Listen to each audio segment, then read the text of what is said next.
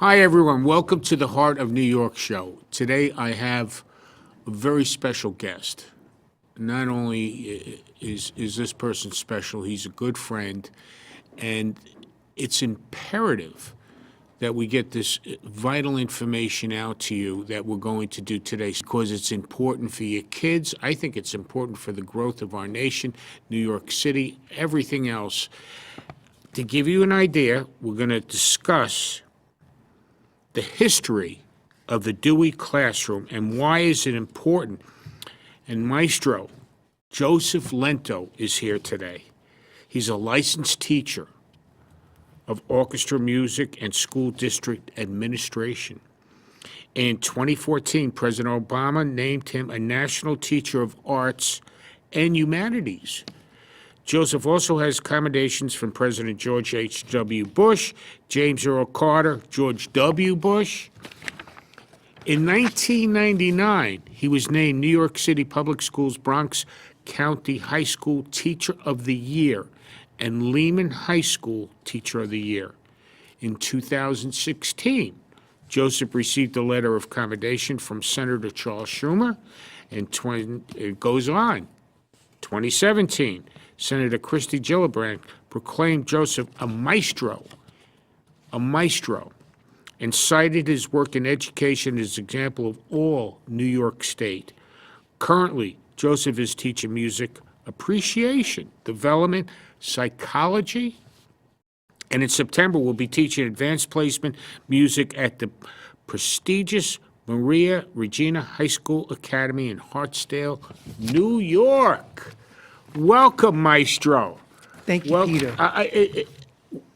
We have Maestro Joseph on every year because he's loaded with good things for children out there, for schools out there, how to make them better, how to make them grow, how people can learn more and more. And the thing is, what's the goal? Let's talk about the goal of the discussion about today, John Dewey. Oh, thanks so very much to you and Angela for having me on every year, and thank you for your friendship and for your kind words. Well, education is always something that needs great attention. And today we're going to discuss the Dewey classroom model. And that's basically a model that I think we really need more of. And as a musician, that's how I started out, it encompasses the arts and sciences and all that. And it's a great resource. And there may be people doing it and not even knowing it. And we need more people who might not be doing it. And we want the people in the community to be able to understand the different models of education that are available in their school communities. And you're entitled to go in and when you speak with the teachers or the administrators, ask them what type of educational models they're using, and they just might tell you the Dewey system. That's a little slip there because I recently wrote an article for Different Brains magazine. My good friend, Dr. Harold Reitman, who's the leading advocate for neurodiversity in the entire nation. So in the article, I kind of led in with, was it the Dewey Decimal System? Was it, so that kind of slipped in. I'm thinking about the article we wrote, and which leads into our conversation today, Peter. Could you tell our audience out there a little bit about John Dewey? Yeah, John Dewey was born in, I think, 1859, 1860. He was a prominent psychologist, went to the Johns Hopkins School of Psychology, and was a real proponent for drastically shaking things up in the education system. He was part of a school known as pragmatists, where they thought that practical application, experiential learning was the way to do things, exploring, hands-on, get into it, take into account the abilities of the students, take into account the experience of the teachers, and develop a curriculum around that so we could provide a strong classroom environment in which students can prosper and learn and go out and do great things. And that's basically what John Dewey did. He was a big proponent of that. So what has motivated and inspired John Dewey is the same that's stuff that's motivating and inspiring you to do? Well, as a musician, and John Dewey was a great supporter of the arts, and he wrote a lot about this, where he understood music, for instance, is experiential learning. It takes into account the abilities of the student, the abilities of the conductors, the teachers, and all, and they collaborate together to create a very meaningful product. And that's what the Dewey classroom resembles. And we'll go over the different steps of it as the show goes along. But definitely inspiring to me. And I didn't even realize I was doing it, until I learned about John Dewey as a young man. But you're so powerful in the arts. You're a maestro. You care about children. You want them to prosper, as you just stated earlier. He wants every child to become prosperous and do the best that he can do, that what he, and this is what this gentleman does. Now, what first drew you to Dewey's philosophy on education? When I began to examine teaching styles in earnest, I was a young man in my mid-20s and taking various courses. I had come across the Dewey classroom model. And again, in one of the many classes I've taken, and I realized how it was linked to music. The whole idea of exploration, collaboration, team building, taking the experience that the student has, the experience that the teacher has, and making a product around it. And that's what you see when you listen to a symphony or a rock band or any group where they're creating something wonderful that you enjoy. It's a collaboration. It's not in a vacuum. It's done. There's teamwork involved, and you can't beat that any day of the week. People will always succeed when there's something that they can be drawn to. When you say teamwork involved, what do you mean by what do you mean? Who's the team? The team is always the teacher and the students. Okay. That's the team, right? That's the team. We have our parents at home. We have our administration. But let's be honest. When we close our doors, it's us and the kids. And that's the best team. And we need our administrators. We need our parents. They're all crucial. But that's the real team. And if you're blessed like I am, I have to say, September will be my 40th year in education. Wow. I have not run across, and I've taught all over in so many schools. For some reason, I've always had the ongoing support of the administration. Even when I was a neophyte, right out of college, I had the support, and I didn't think about it, but I came to realize maybe they saw something. Maybe they saw we were having fun, we were learning, we were engaged. Till this day, I enjoy such support at Maria Regina High School that I can do these things. And so that's they're 100% behind you. 100%, more than that. And that's part of the teamwork. I approach every class as with the idea of what can we learn from each other? How much can I learn about each student? What can they learn about me? And how can we put this together in a way where we can all learn and we can enjoy? There were some days. Well, that's the key right there, brother. Learn and enjoy. If you're not enjoying it and you don't feel part of it, it's not going to have a good outcome for you. And so I think, and teachers have a very difficult job. But I think it's our obligation to try and elicit as much from our students as possible, whatever that might mean, however you have to go about doing it. We have to connect with every student on their level if we want them to reach other levels. If we don't connect with them on their level, they're never going to reach other levels that we have come to understand are important for them. How can one do that? How do you do that? Just love them. Show genuine concern. And that connects you on their level. You can't lie to kids. You cannot lie to kids. Right. They know if you're real or not. They don't need to know where you went to school. They know if you're genuine, and they know if you know what you're talking about. It's that simple. Just love the kids you're with, and they'll love you, and great things will always happen. And you'll find they respect you also. Because you're respecting them by loving them. Well, how could you not love the kids? I mean, anyone, it's it's a cliche, but I've never worked a day in 40 years.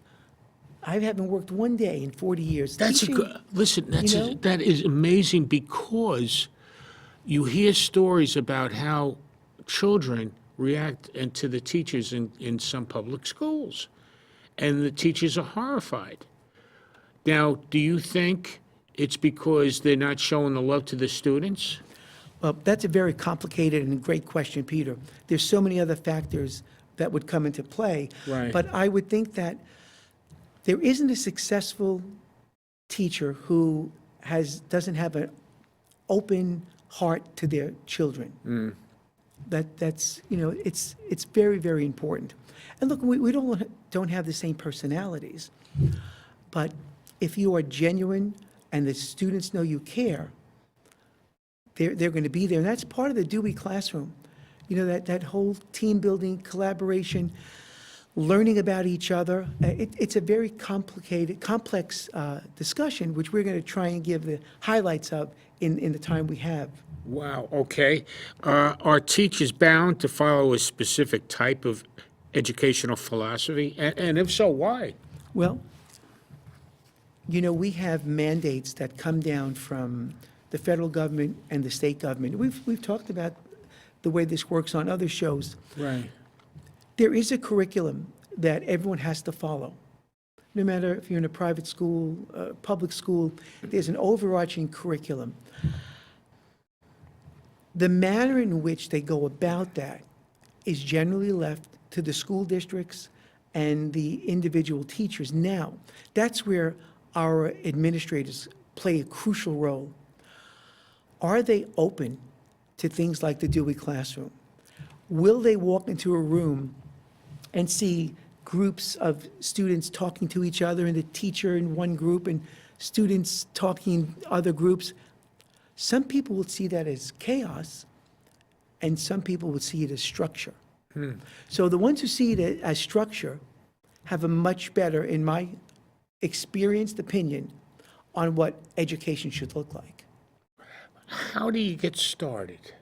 How can a teacher come in and say, let's try the Dewey way of doing things? How does this, how did you start it? Well, again, I was doing it all along just because I'm a musician, and the work I was doing requires So that. it was natural for you. The subject matter lent itself That's to the that. key. That's the key. But I'm sorry, Peter. No, when you get a teacher that cares from his heart, not from his mind, but from his heart like this guy, then these principles apply. You could show the love. You could do that. One of the things, and I think it leads back to what you said, Peter, is how do you get started and how do you realize you're doing it? Right. So most of my time was spent as a band director. And in all the years that I spent as a band director, I never bought one arrangement of music. Never. I wrote everything out. Lessons, arrangements, I did it all. Because the Dewey model says, know what your students can do, use their strengths to work on their weaknesses. So you write the curriculum, and the music is the curriculum. So in the classrooms, if we can get our teachers to write the curriculum to reflect the things their students need to address, I don't like to use the word weakness, but write the curriculum to address the things that they need more work on.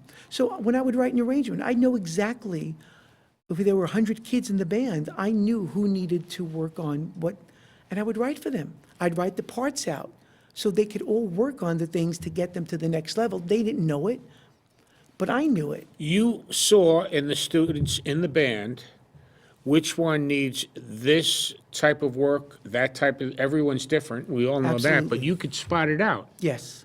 You're esoteric when it comes to that. Well, I didn't see any other way. You know, you have a limited amount of time with students. They're not taking private lessons. So how do you work on someone who needs tone development, who's playing clarinet?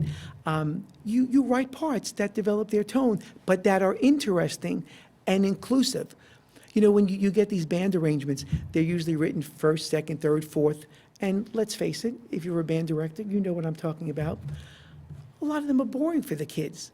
You can write the arrangement to meet the needs of the student and elevate them, but you have to be willing to rewrite the curriculum. Is there the freedom for our teachers to rewrite the curriculum in math, in English, in science? Do they even know about it? And if they don't, they should. And will our administration support that? I have, again, no matter what I've taught, whether it's developmental psychology, history, English, I've taught so many different subjects. I've had the privilege to write my own curriculum, and no one ever stopped me. No one stopped you. No one ever said a word to me. And I'm so blessed for that. I just wonder, we need more of that. And that's what the Dewey model speaks to. Include the abilities of the teacher, their experiences, and the experiences of the student to redesign the curriculum in a hands-on way. How can we get this implemented in more schools? Well, I just think if we read more, we try to listen to different perspectives. If we see things that may or may not be working, try a different avenue. Speak to your administrators. You know, one of the things we face all the time in education is we don't want to go out of the box because someone's going to say, you didn't teach in the box, so that's why the student is failing. And that's Right. nonsense. Right. It's real nonsense, believe me. I haven't taught in the box for 40 years. Wow. And my students, God bless them, have always excelled. And not because of me, because just we're having fun, we're sharing information. They excel in that way. Wow. And you have to be able to assess your students in ways that aren't always with a big red pen on a piece of paper. Matter of fact, I don't even use a red marker. When I mark papers, I use a pencil. I use a pencil, and as sparingly as possible. But you have to have the support of the administration. You have to have the support of the kids. And you have to be confident in your own knowledge of what you're doing. Right. To not have to be guided by, multiple choice. They have their place, true or false, has its place, but not to be bound by that. I've given so many tests this year that were of the oral variety, where I'd sit with a group of girls and I'd talk about whatever we were talking about in developmental psychology, for instance. I got more information out of that than, giving them traditional tests. Sure. Sure. And by the way, in another show we had mentioned, before the 1840s, all tests were oral. Teacher asked the students questions. I never knew that. The first written tests were done to check on if teachers were doing a good job or not. Wow. And that started in Boston. I think the year was 1847. First written tests were done to see if the teachers were doing a good job or not. And now it's all written tests on the kids. And there's nothing wrong with the written tests. Everything has its place. But how many different modalities do you have? Right. Peter, if I speak to a student, I'll know more about what they know than if I gave them a, cleverly crafted written test. That's amazing. But That's it's amazing. factual, right? And so how many teachers do you think use the Dewey classroom model now? How many do you think? Well, Not enough, right? yeah. I wouldn't know, but I would venture to say not enough. And it's probably for two reasons. One, they don't have the information. And two, if they do, they come into a situation where they're told, your students must be this number. And I always talk about this with Dr. Reitman from Different Brains, and we've had many interviews about it. What does that number mean? Joseph is an 80, but 80 what on? Maybe I'm a 100, but what does that mean? What can I do with the knowledge? So as musicians, and I keep going back to music, I want to know, what can you do? Can you play the part? Can you do what you have to do? And that's what we should be concerned with students, because I have found so many students know much more than what that multiple choice test offers. And again, not putting them down. There's a place for everything, Right, but it shouldn't be everything. right. I'm telling you, I'm just amazed because there's such a different psychological approach to teaching that the Dewey method, that's what you use, is effective. You're seeing the results. Well, again, today we're talking about John Dewey, and we, before the show started, we were discussing nothing happens in a vacuum. So we know John Dewey isn't the singular voice for this model. There are people that came after him, people that came before him, the philosophers. There's a history to everything. But John Dewey did bring it to the forefront. Psychologist Carl Rogers began to also want to integrate this. He's a 20th century psychologist in the humanism movement, where you take more into account the student as a human being, the teacher as a human being. And this is something that our parents, grandparents, taxpayers, you have a right to go into your schools and ask for a friendly meeting and say, I'd love to know what's the educational model here? Not to be confrontational, but to really learn. And then you could take the information back and say, our school's doing such a great job. They're doing this, they're doing that. And I mentioned something to the principal that they weren't aware of, and now they're thinking, maybe we should look into Dewey or Montessori or whomever. As the school is probably the most important aspect of a community, and we all have a role in that. And we have a right to be involved in that and to be inquisitive as to what's going on, so we understand, so we can help the kids. Do you invite the parents to come in and observe some of this? Well, there are safety protocols in all schools, so anything that has to be done through appointments and all. But better than that, Peter, is we have something called the Google Classroom now, where parents can see everything that the children are doing. All the lessons, if you avail yourself of it, are on the Google Classroom. Wow. So you can invite the parents in. You can make the links to your lessons and things available. Of course, we always go through the protocols, you check with your administration and all that. But schools are welcoming. People welcome people. You'll find that the teachers and the administrators are more than willing to have you come in, visit the school. They would love some interaction with the community. That's what I like to hear. They'd love it. Now, what I know what people out there want to know some examples of how you integrated the Dewey Classroom into your own practice, and really, when did you begin using it?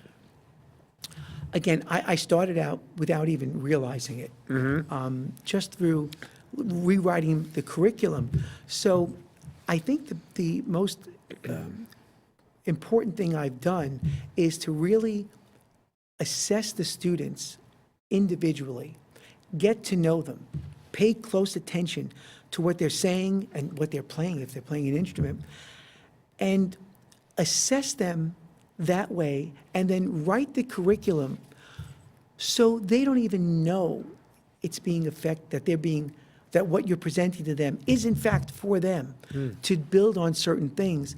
Speak to them, see what they like. Ask them, do you understand when I did this? What about my teaching confuses you? And I tell students, don't be ashamed to say that you don't understand something, because I can't possibly, be clear to everyone. I need to know when I'm not being clear. What is it I'm doing? Ask your students. Don't be ashamed to do that. Right. Because if you don't get their feedback, how are you going to know what you need to improve on? Exactly. And that leads me into something, because we got a couple of minutes left, and this is really important. What can you tell the parents out there that's saying, man, I love what I hear. What can I do to get this started in my school? First, look at the work that your students are doing. If you see they're doing a lot of project-based work, where they're working in groups, where they have a question to answer, but they have to relate it to things in the neighborhood, things at home, things that are inclusive, not just how much is, 1 + 1, but what happens if you leave a wet newspaper out for 3 days? I'm making that up. All right. And then you ask your parents, what did you observe? What happened when it was windy? What happened when it was sunny? What happened when it snowed? Does the paper look different? Again, this is a silly analogy, but these are project-based things that require interaction with the family, with neighbors, with each other. The more we talk to each other, the more involved we are, the more we can learn. The more we can learn about ourselves, the more we can take what we know and put it into practice, put it into use. Go to your principal and say, you have such a great school. We want to know more about the educational philosophy. We want to know how we can contribute to helping it. And do you know about John Dewey? Don't be afraid. Educators are lifelong learners. They'll welcome you. Believe me, they'll welcome you. This is the man, Maestro Joseph Lento. Let me tell you, like he said, he offered any questions you can contact. Yeah, my email, we usually have it on the screen, but Yep. you could reach me at jslmaestro@gmail.com. And if you have a question, there's no charge. Send me an email. And Be happy get to answer it. started. Get in touch with this man. Get rolling. The kids will love it, and they'll thank you for years ahead to come. Thank you so much for watching. We'll see you next time. Thank you.